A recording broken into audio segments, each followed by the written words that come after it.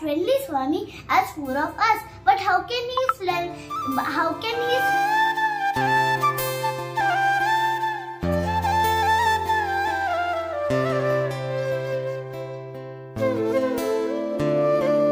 महिना तरी झालाच असेल हे देवघर बनवून. म्हणजे याच्यामध्ये जे काही 2-4 गोष्टी ठेवायच्या होत्या ना, त्या मी आणून ठेवल्या होत्या आणि त्यानंतर थोड्या व्यवस्थित ठेवल्या होत्या. पण पियाला जसा वेळ मिळत होता ना, तसं तिला जसं वाटेल तसं ती छोटंसं तिचं घरटं समजून यामध्ये जी होती खेळत बसली होती. आणि बऱ्याच दिवसापासून मी विचार करत होती की इथे जे आहे ना व्यवस्थित मस्त रचून ठेवावं, पण काही वेळ मिळतच नव्हता. रोज फक्त दिवाबत्तीसाठी वेळ काढायचा आणि वेळ संपला अशी गोष्ट व्हायची. पण आज म्हटलं थोडं जेवढ्या गोष्टी आहेत ना त्या व्यवस्थित रचून ठेवाव्या. कारण काय होतं ना की देवघर म्हणलं ना की मग ऑइल वगैरे ह्या सगळ्या गोष्टी जरा जास्त असतात. तसं माझ्याकडे खूपच देवघरांचा म्हणजे काही कपडे किंवा आपण जे काही पूजेसाठी सामान लागतो हा खूपच जास्त आहे. असं नाही, अगदी थोडासाच आहे आणि तो अगदी एक छोट्याशा जागेतही मावू शकतो. आधी तर माझ्याकडे तुम्हाला माहितीच आहे खूपच छोटं देवघर होतं. तर त्यामध्येच त्याच्या छोट्याशा ड्रायव्हरमध्येच भरपूर सामान बसून जायचा माझा. पण आता हळूहळू स्टोरेज यासाठी केली आहे की मला फ्युचरमध्ये जर मी अजून काही गोष्टी घेतल्या देवघरासाठी तर तिथे मला एकदम निवांत असा स्पेस मिळाला पाहिजे आणि सगळ्या गोष्टी मला तिथे ज्या आहेत मावल्या पाहिजेत. असा मोठा स्पेसचा विचार करून हे देवघर बनवलं होतं. तर मी आधी ना म्हणजे तिथे एखादी शीट आथरावी म्हटलं तर मी एक म्हणजे पेपर बॅग असते ना, तर अशी चांगली पेपर बॅग आणली, तिला फाडलं वगैरे आणि अंथरलं. पण नंतर विचार करायला लागली की कार्डबोर्ड असे पेपर हे जे पण असतात ना यामुळे घरामध्ये किडे खूप जास्त होतात, कॉकरोच वगैरे. म्हणून मी सगळं केव्हाचं कट करत बसली होती. अगदी मेजर करून बारीक मेजर करून सगळं कट केलं आणि नंतर मला रिअलाईज झालं की मी हे नको करायला. कारण एकदाच आपण चांगलं सोल्युशन जे आहे ते शोधून ठेवलं तर मग आपण परत त्या गोष्टीला ऑर्गनाईज करायची गरज पडत नाही. तर मग मी ही अशी एक बॅग आणली. तर ही म्हणजे प्लास्टिकची बॅग असते ना तशी आहे आणि तिची मधली साईड जी आहे ती पांढऱ्या कलरची होती. म्हटलं एक नॉर्मल जे आहे एक शीटसारखं जे आहे तिथे लूक येऊन जाईल आणि काही तेलकट वगैरे दिवा वगैरे काही ठेवला पण तर त्याचा डाग लगेच जे आहे तिथे कपाटामध्ये पडणार नाही. मला ना ॲक्च्युली अँटी स्किट मॅट असतात ना त्याच घ्यायच्या आहेत. ते डीमार्ट किंवा ऑनलाईन पण मिळून जातात. पण इतक्याच ठिकाणी त्या लागणार आहेत मला की म्हणजे खरेदी करायचा विचार केला तर 1000 एक रुपयाचे त्याच्यामध्येच माझा जो आहे पैसे खर्च होऊन जातील. आणि थोड्या करून घ्यायचा जर विचार केला तर मग देवघराचा नंबर बराचसा उशिरा लागेल. कारण किचनमध्ये थोडं जास्त गरजेचं आहे ते सगळं. कारण किचनमध्ये आपण जर पेपर वगैरे अंथरला ना तर तिथे जास्त किडे होतात. कारण पेपरमध्ये जो असतो तो सगळा फोडणीचा वास ॲब्झॉर्ब वगैरे होतो. त्यामुळे मग तिथे प्लास्टिकचं जे पण काही आहे ना ते अंथरलं पाहिजे. मग ते अँटी स्किड मॅट असो किंवा मग तुम्ही प्लास्टिकची पिशवी तिथे कापून व्यवस्थित अंथरून द्या. पण पेपर वगैरे मोस्ट ऑफ ठेवू नका. कारण ते रिझन असतं किड्या जास्त जे असतात ना होण्यामागचं. तर हे जे पण काही असं छोटं मोठं तोरण होतं आणि दिवाळीच्या वेळेला एक ते मी मिशोवरून मागवलेलं होतं. तुम्ही आता जरा वेळापूर्वी बघितलंच. ते पण मी इथेच आणून ठेवलं आहे. अजून काही सामान आहे, बरेचसे माळा वगैरे आहेत पण ते बेडच्या मध्ये ठेवले. ते आता कधीतरी काढून जे आहे ते इथे आणून ठेवावं लागेल व्यवस्थित. मला असं वाटतं की स्टोरेज बॉक्सेस असतात ना मस्त तसे पाहिजे. म्हणजे कार्डबोर्ड तर आता मी जे पण भरपूर गोष्टी मागवल्या ना त्यासोबत भरपूर कार्डबोर्डचे बॉक्सेस मिळालेले होते. पण अगेन तेच की कार्डबोर्डला मी बाहेरून जे गिफ्ट रॅपिंग पेपर वगैरे असतं ते लावून मी ठेवू शकते. पण मग काय होतं तरीही त्यांच्यामध्ये किडे होण्याचे चान्सेस खूप जास्त असतात. म्हणून मी म्हटलं जाऊ दे आता आहे तसंच ठेवते आणि हळूहळू करून 1-2 बॉक्सेस जे आहेत ते जमा करूयात आणि घर हळूहळू ऑर्गनाईज करूयात. तो थोड्या वेळापूर्वी जो हा पेपर बॅगचा हा पेपर कट केला होता ना तर तो मी इथे ड्रावरमध्ये ठेवते. कारण की इथे जे असतं ना म्हणजे दिवा नाही तर मग तेलाची बॉटल वगैरे ह्या सगळ्या गोष्टी असतात तर ते मला महिन्यातून एकदा तरी मला हे ड्रावर तरी क्लीन करावंच लागेल. आणि हा पेपर जो आहे तो म्हणजे माझा लगेच काढून होईल आणि दुसरा अंथरला जाईल. म्हणून मी इथे जे आहे ती पेपर बॅगचा यूज केला. अदरवाईज मी बाकी ठिकाणी जे आहे प्लास्टिकचाच यूज करते. कारण ती गोष्ट एकदाची मागे पडली ना की मग ती मागेच पडून जाते.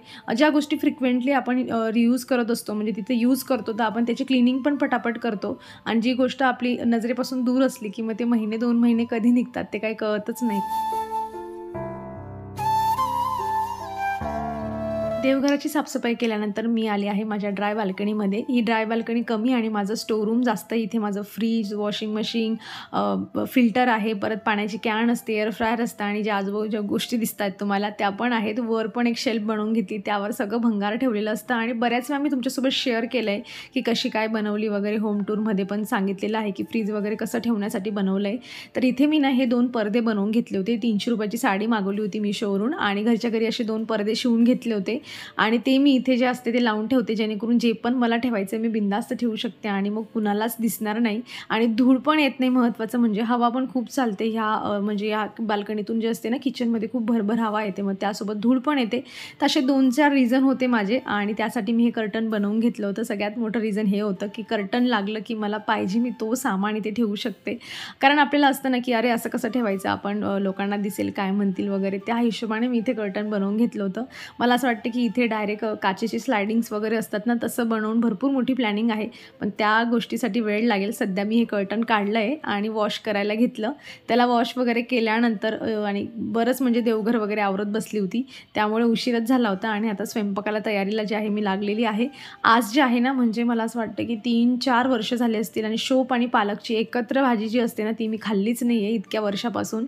तर आज लकीली आमच्याकडे पालक ऑलरेडी पडून होता आणि कालच्या दिवशी वाघोलीचा बाजार असतो मंगळवारचा, तर जे काका आहेत म्हणजे आमच्या बाजूचे जे नेबर्स आहेत, त्यांनी जरा जास्तीच्या जुड्या आणल्या असतील, त्यातून एक जुडी ते आम्हाला देऊन गेले. शोप आम्ही जनरली कधी घेतच नाही, कारण की शोप म्हणजे असा प्रकार असतो ना की खाल्लं की दिवसभर त्याचा जो म्हणजे एक डोक्यात असतं की ओके आपण शोप खाल्लेली आहे, शोप खाल्लेली, असं म्हणजे त्याचा स्मेल जो असतो ना तो नेहमी असा डोक्यात असतो तो, त्यामुळे असं शोप घ्यावीशी वाटत नाही. तर बऱ्याच म्हणजे असं मुगाची डाळ वगैरे टाकून पण त्याची जी भाजी असते ना ती बनते, कोरडी भाजी टिफिनसाठी, पण आम्ही काही घेतच नाही. आणि जर मग गावाकडे काय होतं ना आमच्याकडे की असं पालक आपल्याकडे कशी म्हणजे शोपची एक जुडी मिळते, पालकची जुडी मिळते, गावाकडे तसं जनरली मिळत नाही. शोप आणि पालक एकत्र मिळते आणि मग त्याची जशी मी आता भाजी बनवते त्या पद्धतीने त्याची भाजी बनवली जाते. नॉर्मल जे होतं मी मिक्सीमध्ये जे होतं म्हणजे शेंगदाणा आणि तिखट वगैरे जे पण सुखे मसाले ते त्यामध्ये टाकले, अद्रक लसूण टाकलं आणि त्याचं पावडर बनवलं आणि हा मसाला मी बऱ्याच भाजींमध्ये यूज करते आणि तुमच्यासोबत शेअर पण केलं आहे मी. तर तसा मसाला बनवला, तो आधी तेलात परतून घेतला आणि शोप आणि पालक जी होती बारीक कापून घेतली होती ती पण आता छान परतून घेते. मस्त तिला जरा तेलामध्ये आणि त्या मसाल्यामध्येच जरा परतून घ्यायचं, जेणेकरून ती इथेच अर्धीच्या पेक्षा जास्त शिजली पाहिजे आणि मग नंतर त्यामध्ये गरम पाणी वगैरे टाकून जी आहे पुढची पातळ भाजी बनवायची. आणि अशी जी आहे ना, म्हणजे ही भाजी ना म्हणजे कशी आठवते, एवढं म्हणजे खूप आवडते असं नाही, पण जेव्हा असं आपण म्हणजे आम्ही स्कूलला वगैरे जायचो आणि 5 वाजता घरी आलो की मम्मीला विचारलं की काय बनवलं आज जेवणामध्ये, मग मम्मी सांगायची की शोप आणि पालकची भाजी बनवली आहे.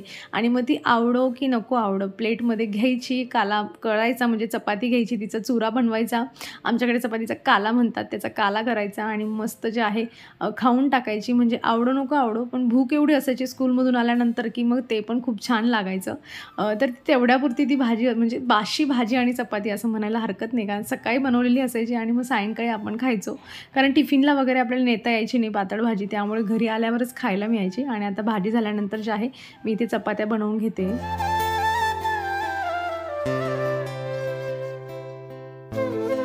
आज सकाळपासून बाल्कनीत काही जास्त वेळा जाणं झालं नाही, तसे दुरून फुलं दिसत होते मला, पण म्हटलं आता जे आहे निवांत आली, कारण चपात्यांचं पीठ जे होते ते जरा 5 मिनटं भिजवून रेस्ट करण्यासाठी ठेवलं होतं आणि म्हटलं चला 2 मिनटं आपले फ्लावर्स बघूया.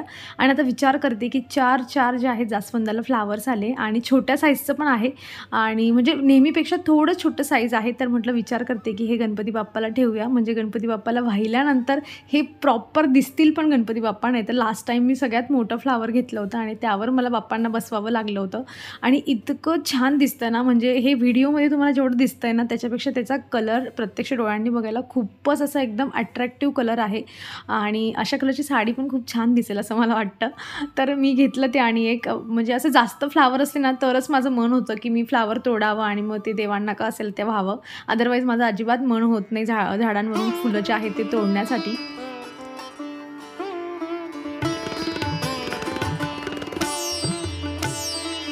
ॲक्च्युली पियाला मी आता स्कूलमधून घेऊन आली आहे आणि तिचं मागून चाललं आहे की मम्मा तू पटपट आवर, आणि म्हणजे ती तिचा ड्रेस घालायला गेली आहे. तिचं ॲक्च्युली आता ॲन्युअल फंक्शन जे आहे ना ते होणार आहे, तर त्यासाठी तिला जो आहे तो कॉस्ट्यूम असतो ना तो मिळाला आहे.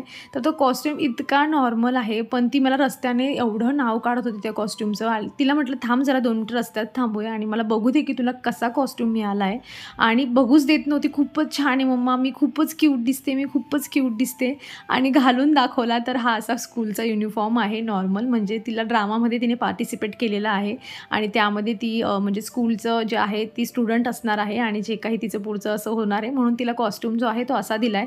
ॲक्च्युली तिला हाईटमध्ये पण मोठा होतो आहे, तर मला याला अल्टर वगैरे करावा लागेल. Let's see. तुम्ही तिचं स्किट ऐका आधी. बरं ऐक ना, तुझे कुठले लाईन्स आहे ते बोलू. तुझे Good morning, Swami. Is it? What's that? But he's quite friendly, Swami, as four of us. संपलं. बरं, आता तुला जेवढं स्क्रिप्टमधले लाईन्स पाठ आहे ना ते सगळ्या बोलून दाखव. Friend. हा, जेवढं तुला येतंय तेवढं. Good morning, Swami. Hello, friends. Hey, Swami. Why do you look so scared? Yes, you look so scared as you've seen a ghost. Yes, friends, I have seen much more scary. Is it? What's that? That's an Ellie.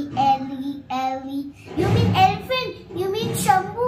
Yes, him. But he's quite friendly, Swami, as four of us. But how can he is friendly? He make loud, scary sound like track. Shambhu, he's back. Swami, come back. बस एवढंच होतं. एवढं पाठ तुझं. आणि एवढ्या सगळ्या lines मधून तुझ्या किती लाईन्स आहेत? 2.5 ओनली. आणि त्यात तुला हा कॉस्ट्यूम घालून जायचं. तिच्या साईडच्या फक्त 2.5 लाईनी आहेत ड्रामामध्ये, पण तिच्या आजूबाजूचं जे पण काही आहे ना ते सगळं तिचं पूर्ण पॅराग्राफ पाठ झालेला आहे. आणि तरीही स्कूलचे जे आहेत ना रोज प्रॅक्टिस घेतात. आणि ह्या सगळ्या प्रॅक्टिसमध्ये मला असं वाटतं की कुठेतरी मुलांना शिकवणंच राहून जातं. आणि गेल्या म्हणजे कधीपासून त्यांची प्रॅक्टिस चालली आहे. आणि आता उद्या परवा कधीतरी त्यांचं जे आहे सॅटर्डेला जे आहे त्यांचं जे आहे पूर्ण म्हणजे ॲन्युअल फंक्शन वगैरे होणार आहे. आणि आता परत हे काम वाढलं आहे माझं की टीचरने सांगितलं आहे की जर तुम्हाला जमलं तर हा युनिफॉर्म तुम्ही जरा अल्टर करून घ्या. आता आज तर काय होणार नाही, म्हटलं उद्या निवांत जे आहे या युनिफॉर्मला मस्त अल्टर करून घेऊ. साईडून म्हणजे खालच्या साईडून जरा जे आहे एक असं म्हणजे एक गोट वाढून जे आहे एक शिलाईन मारून देईल, जेणेकरून थोडी हाईट जी आहे ती व्यवस्थित होऊन जाईल. अदरवाईज तो म्हणजे थोडा मोठाच दिसतोय, त्यामुळे चांगलं दिसणार नाही. आता बघूयात. आज तर काही इच्छा नाही आहे, कारण माझे आज भांडे वगैरे पण बाकी होते. आणि बऱ्याच वेळा असं होतं माझं की एकतर व्हिडिओच्या हिशोबाने माझे भांडे राहून जातात, नाहीतर मग काहीतरी मी कामात लागली किंवा पाणीच नसतं, मग बऱ्याच वेळा दुपारी पण पाणी चाललं जातं, त्यामुळे पण राहून जातात. पण आज मी व्हिडिओच्या कामांना बसलेली होती आणि कधी पियाच्या स्कूल म्हणजे तिला आणण्याचा वेळ झाला ना हे मला समजलंच नाही. आणि म्हटलं चला आता घाईघाईत तिला घेऊन येऊया. आणि आल्यानंतर आता मला कपडे चेंज करायला पण टाईम नाही. आता पहिले ते भांडे, कारण आता जी म्हणजे एकदाचं माहीत झालं की अरे माझं हे काम बाकीच आहे, मला करायचंच आहे, मग तेव्हा आपण निवांत नाही बसू शकत. तेव्हा आपल्याला लगेच ते काम केलं पाहिजे. ते पूर्ण झाल्याशिवाय मनाला शांतताच मिळत नाही. आणि भांडे पण जरा जास्त होते, बरेचसे जमा झालेले होते, त्यामुळे मग तर ते डोक्यासमोर म्हणजे डोळ्यासमोर ते भांडेच तेवढे फिरत असतात. ते सिंक तशाच्या तसं डोक्यामध्ये फिरत असतं की नाही कधी मी घसू. पण त्यातल्या त्यात आज जरा पियाची बडबड चालली होती माझ्यासोबत. आणि कधी कधी असं वाटतं ना की काहीतरी बोरिंग काम रोजचं काम करण्यामध्ये जर आपल्याला कोणीतरी फक्त गप्पा मारणार जरी आपल्या साईडला बसलेलं असतं. बऱ्याच वेळा जेव्हा माझा भाऊ येतो ना तेव्हा तो किचनवर बसतो आणि मग मी भांडे घासते.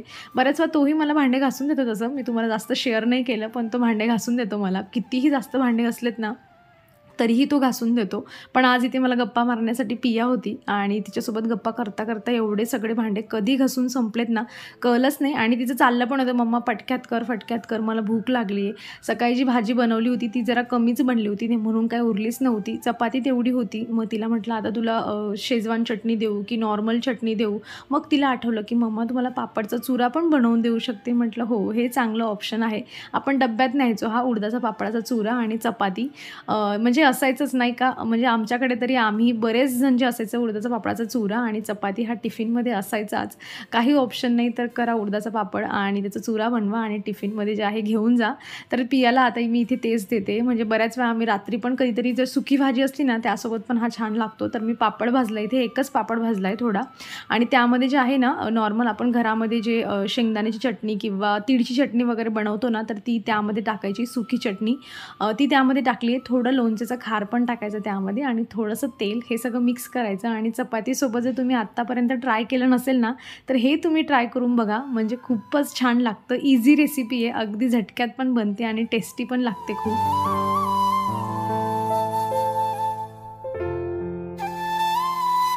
भांडे घसले की नाही घसले, मी लगेच तिच्यासाठी हे बनवायला लागली होती, कारण तिचं सारखं माझ्या मागे मागे चाललं होतं मम्मा दे ना.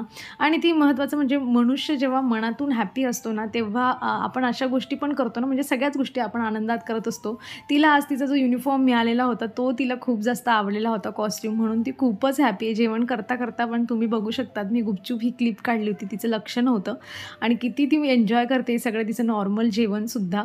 चला आता व्हिडिओचा शेवटचा जो भाग आहे तो मी तुमच्यासोबत तुमच्यासोबत शेअर करते आणि कुठेतरी व्हिडिओची सुरुवात याच्यापासूनच झाली होती. तर हे जो कर्टन होतं मस्त वॉश करून जे होतं माझं झालेलं होतं आणि आता वाळलेलं पण आहे. तशी हवा एवढी चालली आहे ना की 10-15 मिनटातच वाळलं असेल ते, पण सकाळपासून काही वेळ मिळतच नाही ह्या सगळ्या गोष्टी करायला. म्हणून आता पिया जेवत होती, म्हटलं तेवढ्या वेळात जे आहे आपण हे काम कंप्लीट करून घेऊया. आणि असं दोरीच्या सहाय्यानेच जे आहे मी ते बांधून ठेवते त्याला. पूर्ण पद्धतीने जे आहे ना घरच्या घरी DIY पद्धतीने, जुगाडू पद्धतीने हे कर्टन मी बनवलं आहे. पण असं बाहेरून बघून वाटणार नाही की एवढे यामागे जुगाड असतील म्हणून. पण माझं जे काम आहे ते खूप चांगल्या पद्धतीने भागतं आहे. चला असो, कर्टन वॉश करून झालं आहे आणि थोडा फ्रेश लुक वाटतो आहे, कारण व्हाईट कर्टन आहे त्यावर धूळ पण लगेच दिसायला लागते. तर आता हे पण इथे जे आहे व्यवस्थित सेट झालं आहे. काहीतरी ह्या बाल्कनीचा पण नंबर लावते आणि हिला पण क्लीन करते. चला तात्पुरता व्हिडिओ मी ते संपवते. अपेक्षा करते तुम्हाला आवडला असेल. कसा वाटला मला कमेंटमधून नक्की सांगा. आवडला असेल तर लाईक करा. चॅनलवर नवीन असाल तर प्लीज चॅनलला सबस्क्राईब करा. आपण भेटूयात पुढच्या अशाच इंटरेस्टिंग व्हिडिओमध्ये. तोवर तुम्ही स्वतःची काळजी घ्या. So take care friends and bye.